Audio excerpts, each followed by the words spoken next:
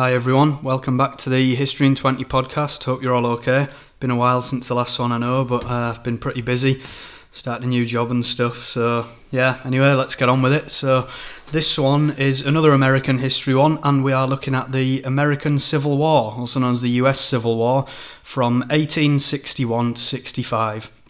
And this is a special request from Becky, so thanks very much, Becky. Hope you enjoy this one. So, a brief overview. The dates are from the 12th of April 1861 to the 9th of May 1865. And the location is obviously the USA, with the belligerents being the United States of America, the USA, and the Confederate States of America, CSA, which I'll explain in a little bit. So, if you've heard of it, you've probably heard of some key figures, including Abraham Lincoln, Ulysses S. Grant, Jefferson Davis, Robert E. Lee, amongst others, but there's some of the names that we'll be talking about throughout this. The outcome then was Union victory, the dissolution of the Confederate States, the abolition of slavery, the beginning of the Reconstruction era, and the US territorial integrity was preserved, amongst other things as well. So casualties were estimates of around 828,000 on the Union side and 864,000 on the Confederate side, with deaths ranging between 600,000 and a million in total.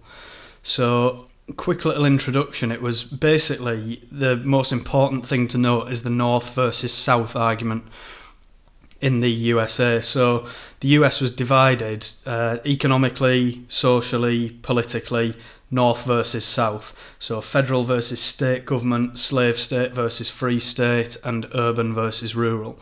And the North was much more urbanised than the South, and for the most part had outlawed slavery, hence the idea of these free states where people were free, essentially, in inverted commas. They weren't slaves. So, in fairness, there had been a huge influx of European migrants coming to the north of the US states, like New York, and slavery had been outlawed in Europe from where these migrants were coming from for many years. But in the south, their economy was a largely agrarian economy, meaning that for them, slavery was economically viable and just part of their way of life. So many actually viewed slavery as part of the natural pattern of life in the southern states. But the main question is what caused such divisions in America that in the end 11 states seceded from the Union and formed the Confederacy. Now multiple reasons can be cited for this, but I've simply chosen a few that I think are the most important or significant to discuss below. So we'll actually go way further back than the start of the conflict in 1861. We'll go right back to 1803. So why 1803? Well, something called the Louisiana Purchase, the American acquisition of French territory on American soil for approximately $15 million, which worked out about $18 per square mile, because it was 828,000 square miles in total. Quick maths. Now, by purchasing this amount of land, the doctrine of manifest destiny was drilled into the Americans' mindset, as in it was their God-given right and duty to expand westwards into this new territory. Because obviously with this Louisiana Purchase, the US had doubled in size. Now, thousands of Americans did migrate into this territory, but nowhere attracted Americans more so than Texas, which was still technically in Mexican territory at this time. And in 1836, the Texans declared independence from Mexico, and by 1845, the area was annexed and admitted to statehood. So, in other words, Texas officially became an American state, and this drew resentment from those who passionately resisted the addition of another slave state in America. So, the US declared war on Mexico on the 13th of May 1846, and after 2 years of fighting, the US won, and Mexico ceded all claims to Texas above the Rio Grande boundary, great film, and also surrendered California and New Mexico, which were two other Mexican provinces. Now, the issue of slavery had already arisen here and led to the next chapter of the beginning of the US Civil War. So this leads us on to what I've coined as the decade of turbulence, the 1850s. So we'll start in 1850 in what's called the Compromise of 1850. So, with these newly acquired territories from Mexico, that's California, New Mexico and Arizona by this point, came the argument of slave states versus free states. So as I mentioned earlier, slave states being states where slavery was legal and free states being states where it was not legal. So David Wilmot, who was a congressman from Pennsylvania in the north, argued that any territory acquired from Mexico should not permit slavery. On the other hand, Jefferson Davis, who's a senator from Mississippi in the South, said that the new territory should be comprised of slave states because they were in the south of the US. Now, Stephen Douglas, who was a lawyer from Illinois, which is sort of in the north, came up with the idea of popular sovereignty, that states should be allowed to decide for themselves. Now, these arguments culminated in what was known as the Compromise of 1850, which gave statehood to California as a free state, allowing the new territories in the South to decide whether or not they wanted to allow slavery. So popular sovereignty. It also implemented the new and controversial fugitive slave law, and this was whereby anyone in any state, even if it was a free state, had to hand back escaped slaves to their masters, and this effectively meant that the northern states, who were largely free states, had to play a role in maintaining slavery, in which many vehemently opposed. So therefore, an anti-slavery movement based on abolishing slavery grew throughout the 1850s in the north, and this was called abolitionism. So the next stop is the Kansas-Nebraska Act of 1854. So why was this significant? Well, this opened up large-scale settlement and migration to states whose position on slavery would be decided as a result of popular sovereignty. And this culminated in an event known as Bleeding Kansas, where members of anti-slavery and pro-slavery factions attacked each other. So now we're building up to the war a bit more. So in 1856, the pro-slavery president at the time, a guy called James Buchanan, he was of the Democratic Party. He ran for re-election and he won. And the reason this election is significant because he ran against a brand new, newly formed anti-slavery party called the Republican Party. So this is why the Republican Party was formed. Now, for the most part, the Republican Party had gained a lot of ground and support in the North. So a year later, in 1857, this brought about the Dred Scott case, which went to the Supreme Court. Now, Dred Scott was a slave who was taken by his master to Illinois, a free state. Scott argued that he was therefore free, but the court ruled against him, essentially citing that black people, whether they were slaves or not, were not classed as US citizens at all. Now, obviously, tensions kept arising into 1858, and it was at this point that the Republican Party put forward an unknown candidate called Abraham Lincoln against Stephen Douglas, and they both took part in a series of debates which made Lincoln well known around the country. So, in the forerun into the 1860 elections, the Republicans nominated Abraham Lincoln as their presidential candidate, but the Democrats were still divided at this time. In the South and the slave states, they nominated the current vice president, a guy called John Breckinridge, while in the North they chose Stephen Douglas. Anyway, Lincoln ultimately won the election, and as an outspoken abolitionist, many in the South feared what he'd do next. However, Lincoln set out to be moderate and he promised not to interfere with slavery in the existing slave states, but the damage had already been done throughout his tours across the country on the staunch abolitionist views. So before he'd even taken office, South Carolina seceded from the United States, and by February 1861, Georgia, Florida, Alabama, Mississippi, Louisiana and Texas had also joined South Carolina in forming what was known as the Confederate States of America, as I mentioned earlier on, the CSA, under the presidency of Jefferson Davis. So we're just about at the early years of war, 1861. So in April 1861, South Carolina demanded that federal troops which were stationed in South Carolina had to evacuate because they were now an independent state. They were a Confederate state, not part of the Union. So the federal government refused and they maintained their garrison at a place called Fort Sumter. And then in the early hours of the 12th of April 1861, sometime just after 4:30 a.m, the Confederate States Navy bombarded the fort and captured it the next day, thereby starting the US Civil War. So although nobody was killed at Fort Sumter, Lincoln immediately called for 75,000 troops, and a multitude of Northerners rallied to his cause. So his appeal for troops caused 4 more states to secede between April and June. Virginia on the 17th of April, Arkansas on the 6th of May, North Carolina on the 20th of May, and Tennessee on the 8th of June, which brought the Confederacy to a total of 11 states. And you'll be able to see from the map there, those states coloured in, and that's called the Confederate flag. You might have seen that around some of these sort of extreme right-wing rallies and stuff. That's the Confederate flag, which these states used. So within these 11 states, they had a combined population of 9 million people, including 3.5 million slaves.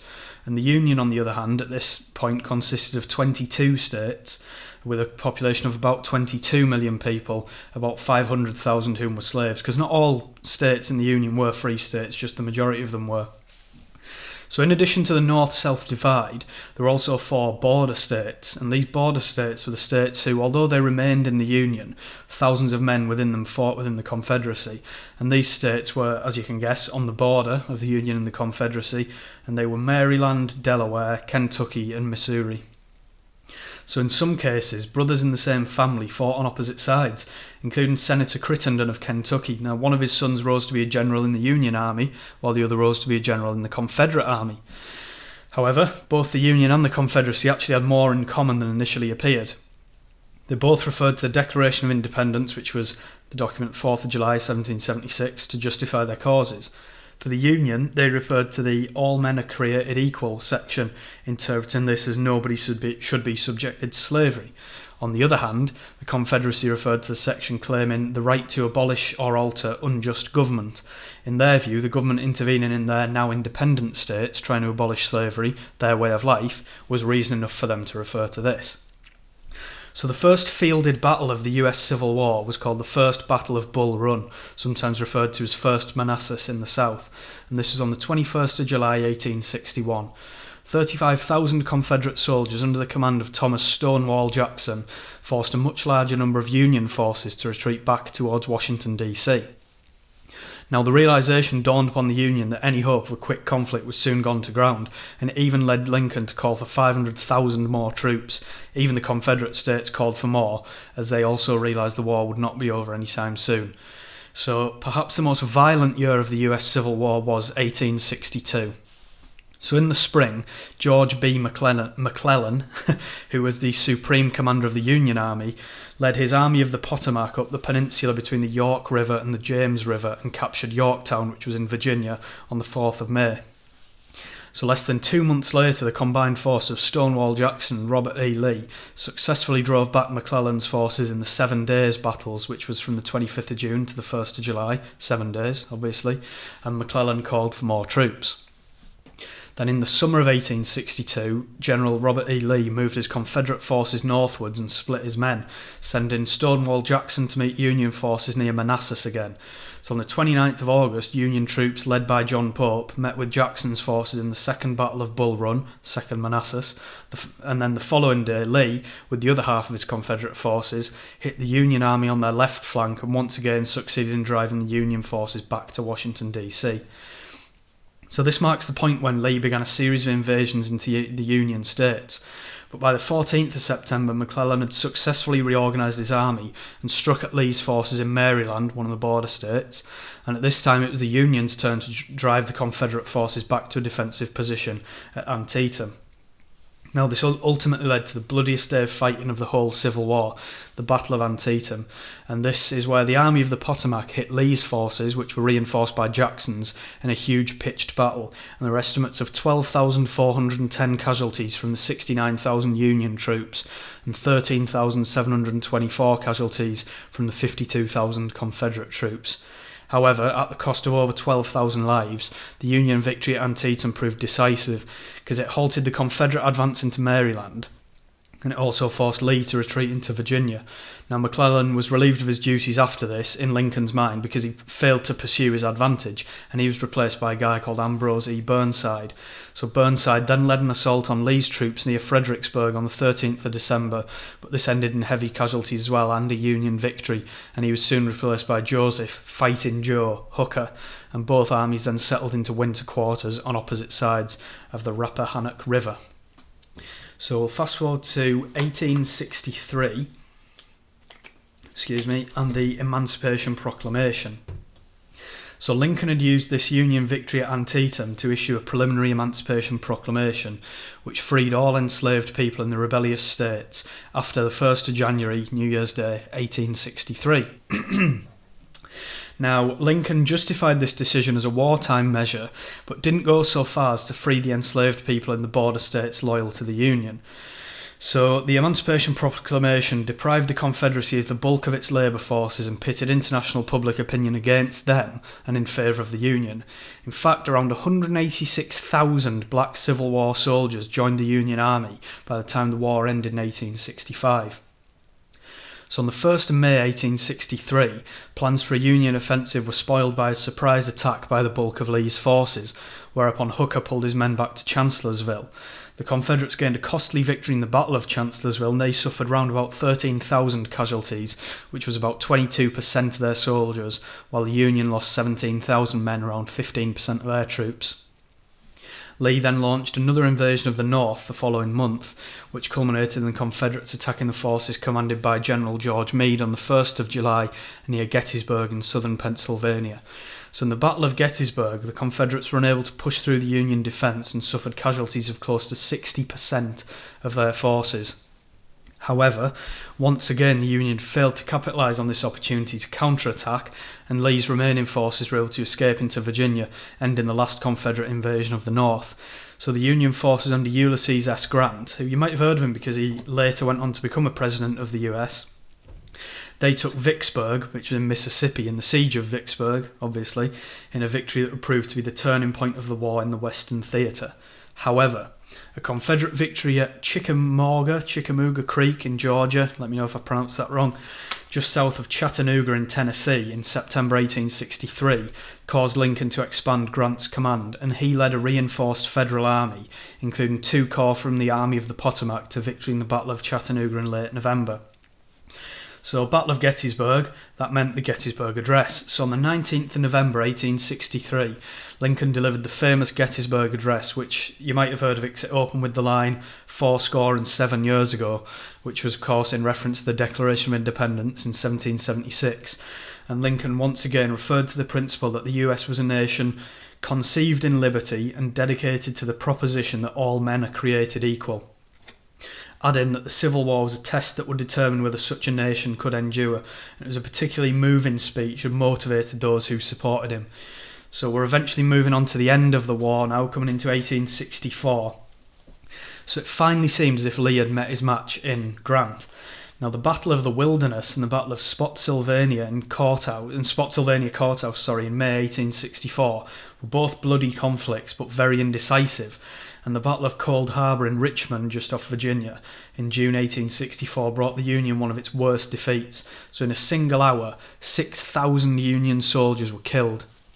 And in the course of 1 month, Grant's campaigns had cost the Union 50,000 soldiers.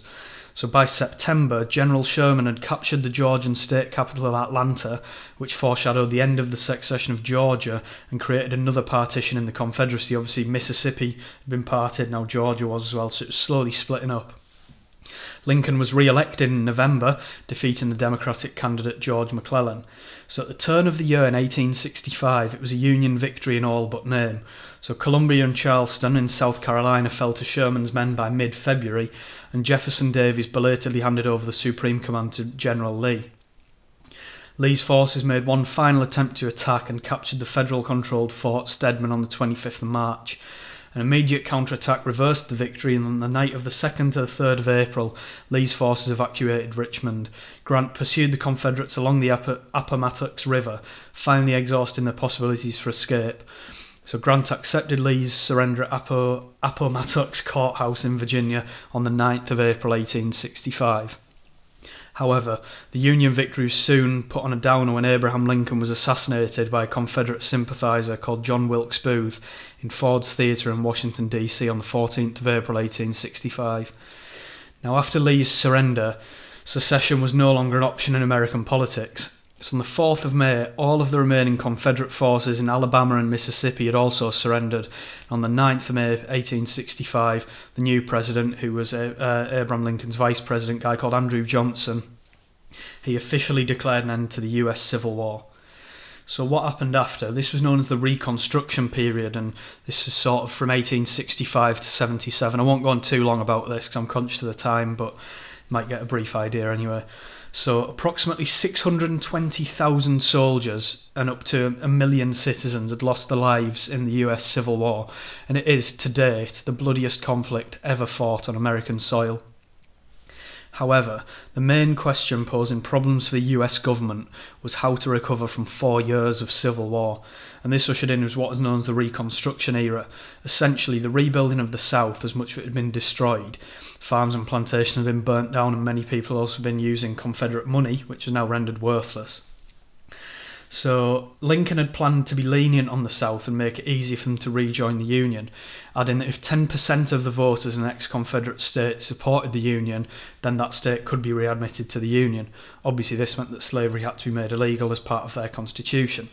However, because of his assassination at the end of the Civil War, Lincoln's plans never actually went through. His successor, President Andrew Johnson, who was a Southerner himself from Raleigh in North Carolina, wanted to be more lenient to the South, but Congress disagreed and eventually passed harsher laws than both of them had put together. So to help with the Reconstruction, 3 new amendments were added to the US Constitution for the first time in 60 years. And these were the 13th, 14th and 15th Amendments, and these are commonly known as the Civil War Amendments. So the 13th Amendment, which passed in 1865, outlawed slavery completely and gave Congress the power to enforce the article through legislation. The 14th Amendment, which was passed in 1868, stated that black people were citizens of the United States, thereby overruling the Dred Scott case from 1857. And the 15th Amendment, which was passed in 1870, prohibited governments from denying US citizens the right to vote based on their race or colour. Now this sounds good from the outset and very progressive for the 1870s, but things like poll taxes and literacy tests blocked many black citizens from voting. So the 15th Amendment wasn't actually as good as it seems on the outset. There were still a lot of ways people attempted to stop black people from voting. So eventually all 11 Confederate states were readmitted to the Union, Tennessee being the first in 1866 and Georgia being the last in 1870, but it was years before the economy in the South fully recovered. But the point was that the US was united, or as united as it could fathom to be once more. The Reconstruction era officially ended under the presidency of Rutherford B. Hayes in 1877. He removed federal troops from the South and state governments took over once again.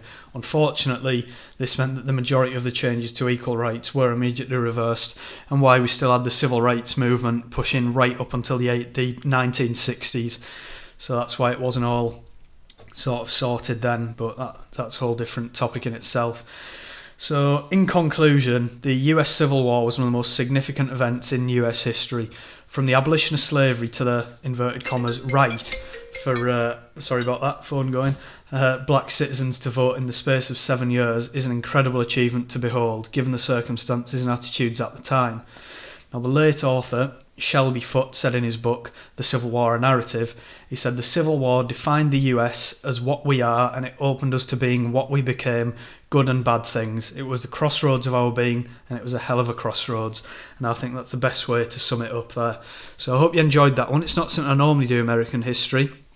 I find it quite difficult, to be honest. I'm not big on it, but hopefully that gives you a good overview of the American Civil War, and I hope you enjoyed that one. Thanks for listening, and I'll see you next time.